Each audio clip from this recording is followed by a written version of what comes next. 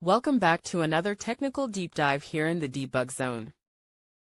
Today, we're tackling a big question and breaking it down with insights from other users. Hopefully, this clears up some misconceptions and helps you get the answer you need. So buckle up, stay a little curious, and let's jump right in.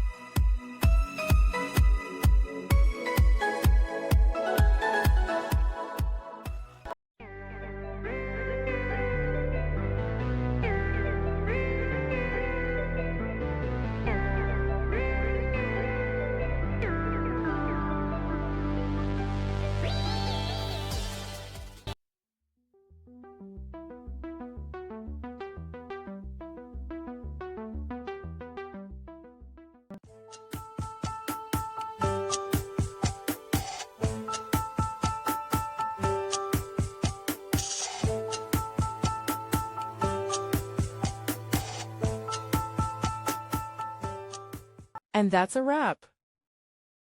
I hope you found the answer you were looking for. If you did, take a second to hit that subscribe button. It really helps out. And let me know in the comments which solution worked best for you. See you next time in the debug zone.